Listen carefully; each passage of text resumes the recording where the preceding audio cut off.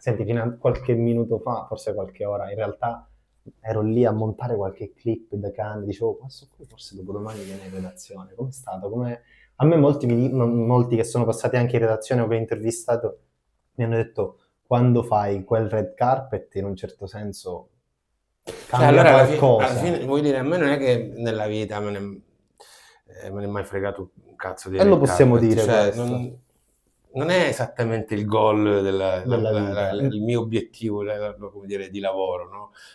Però è stato un sogno, è stato, non lo so perché, non lo so perché, è stato incredibile, non sembrava di vivere, sai, in una bolla, in una bolla di vetro, in cui le cose sono un po' distorte da questo vetro rotondo e tu dici, eppure non mi drogo da tanti anni. Quindi non è Cos'è? droga. Hai Sono gli capito? effetti della droga di anni Di anni fa che fa. vengono... E quindi sì, è stato un sogno, è stato faticosissimo, ma la sento adesso questa fatica, come quando fai le giornate, le notti di 10 ore.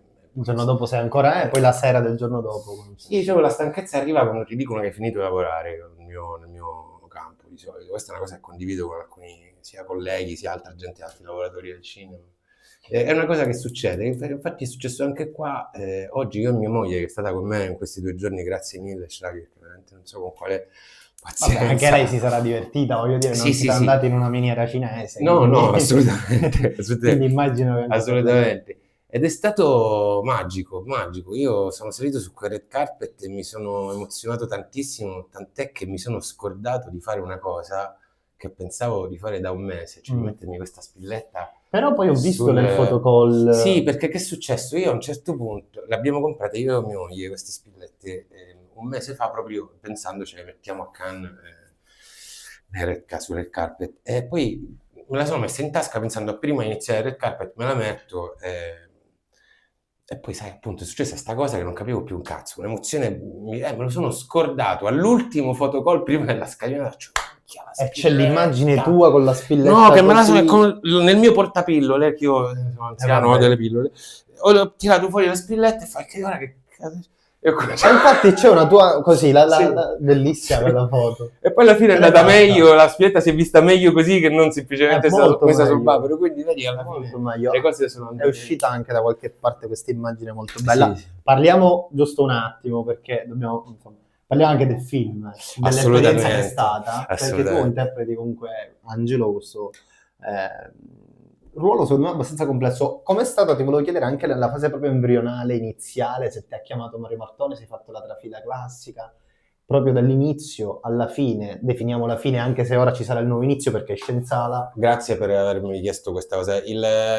Proprio dall'inizio io ho fatto la trafila normale, questo come quasi come Visto praticamente che sempre sia, faccio. Questo come è veramente molto raro che io adesso faccio un film del quale non ho fatto il provino, però è veramente molto raro.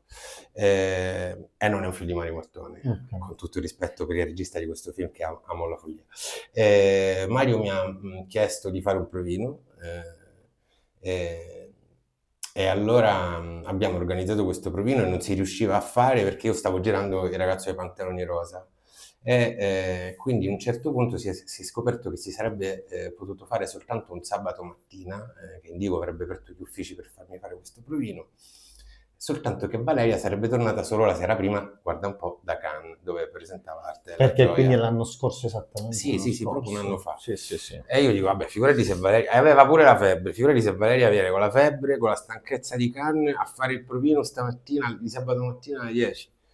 Invece, E invece è ovviamente, venuto. Valeria è venuta e quello è stato secondo il mio momento più bello del film.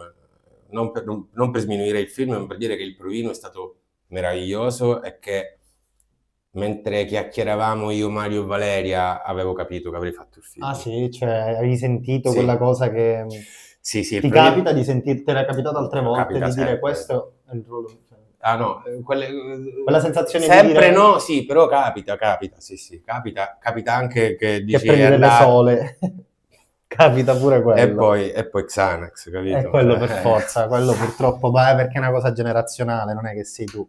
No, esatto. Però ti volevo chiedere anche questo, vabbè, com'è stato anche lavorare con un cast particolare come queste tre ragazze meravigliose, Allora, Matilde, Valeria? Che Io, atmosfera c'era sul set, anche tra loro tre, e poi io arrivavi questo tu. non lo so, ti posso rispondere perché lo so, perché mi è stato raccontato, perché io ho lavorato soltanto con Valeria, con la quale insomma, siamo amici da diversi anni, ma non avevamo mai lavorato insieme. Io avevo fatto il capitale umano da assistente alla regia e quindi, come dire, avevamo lavorato insieme su un film, ma non sulla Non... stessa scena, diciamo.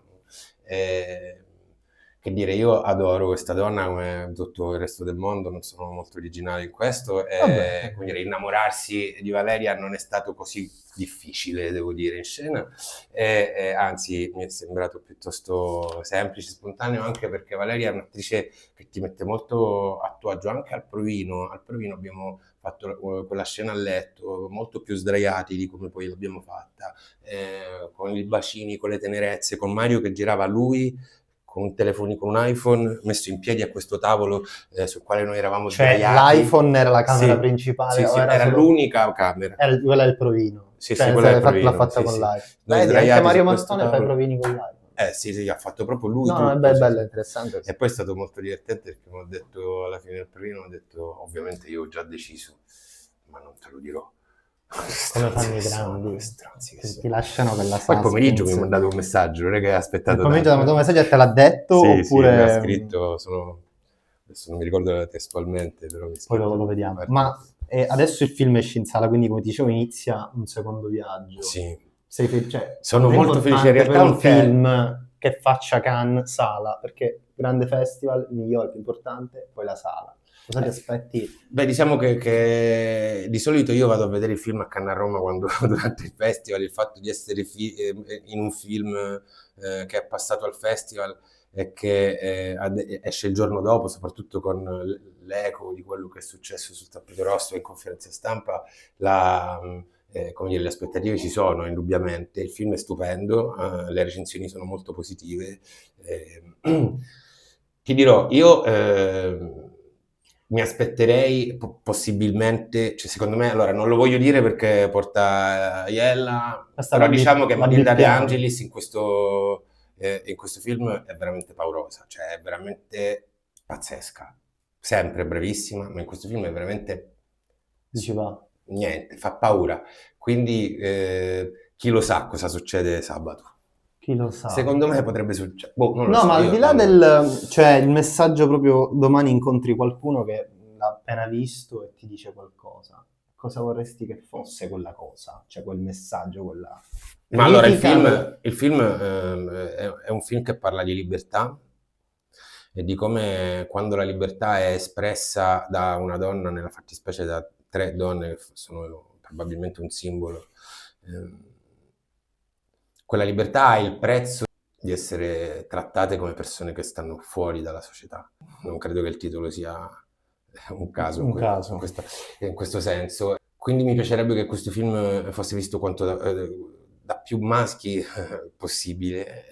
È un film che racconta veramente la libertà senza freni di una donna, che secondo me la mia personale, nel film insomma ce ne sono 2 o 3 moventi del crimine che Goliarda compie per il quale finisce in galera a Rebibbia e secondo me è per scriverne, lo fa apposta per poterne scrivere. Questa cosa me l'ha confermata Angelo Pellegrino, che è il personaggio che interpreto, suo marito. Anche secondo lui c'è una parte dentro quell'azione pazza, folle. Vedi, io sono il primo a definirla pazza e folle. C'è una voglia tale di libertà, cioè io mi voglio vendicare di questa stronza della mia amica, ho bisogno di scrivere di idee, ho bisogno di pubblicare, andiamo a Rebibbia. Ora non so se sia stato proprio così lineare il suo ragionamento, però ecco, l'esperienza di Rebibbia è un'esperienza cercata, voluta, vissuta e poi raccontata. E questo film racconta poi 3 giorni, se vuoi anche immaginari, di questa recente uscita dal carcere di Goliarda Sapienza, dentro il quale conosce Roberta Barbara, il personaggio di Elodie. Sono personaggi realmente esistiti, esistono foto di Goliarda con le due ragazze. e poi finiscono dentro l'Università di Re Bibbia, che è il romanzo che Goliarda pubblica subito dopo l'esperienza. Mario si è immaginato, diciamo, questi giorni estivi in questa Roma Infatti incredibile. perché Sembra un film girato nel 1980 per certi versi. la pasta della fotografia. La pasta, l'utilizzo dello zoom, la scenografia incredibile, Piazza del Popolo, la stazione Termini, ti fanno proprio ricordare come erano le immagini dei TG degli anni '80, cioè almeno a me che sono anziano.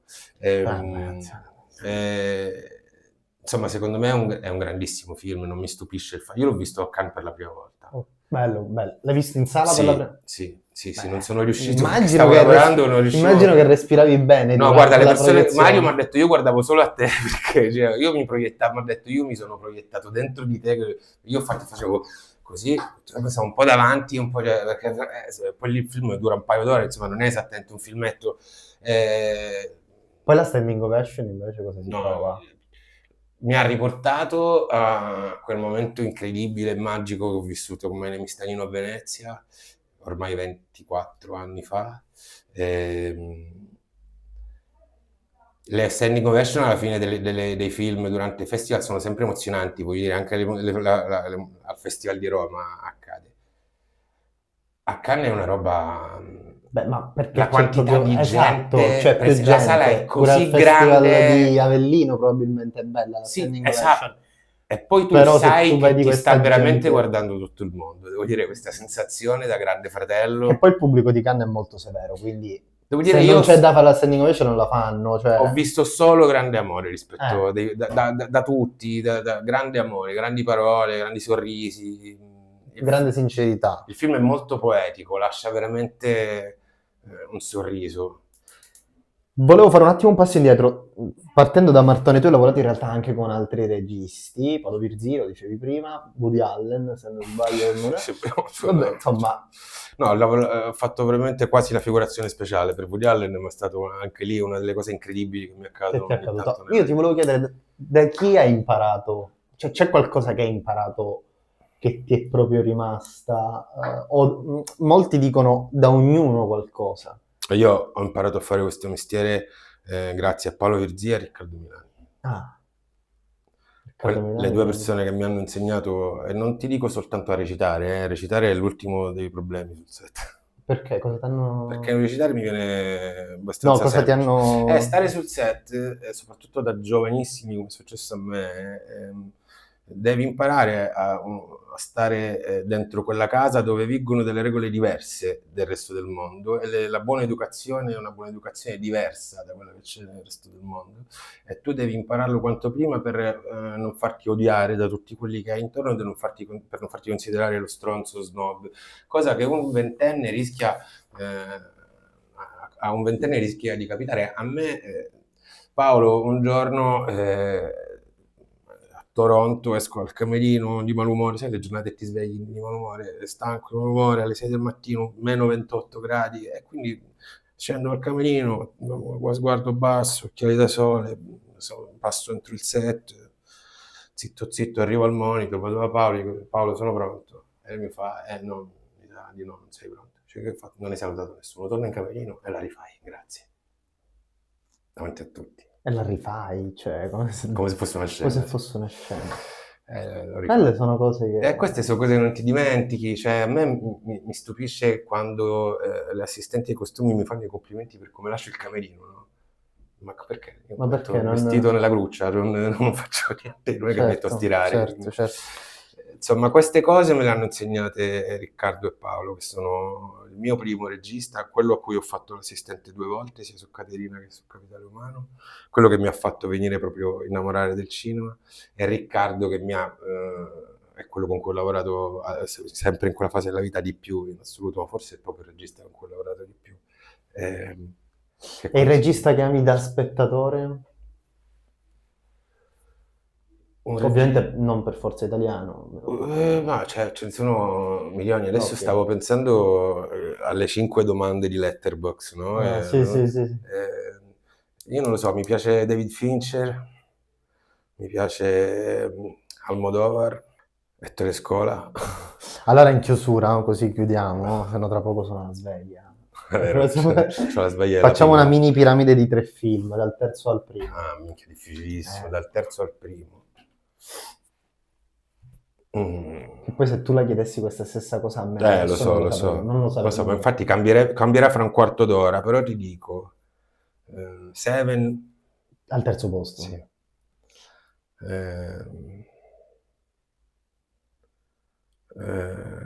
Tutto su mia madre.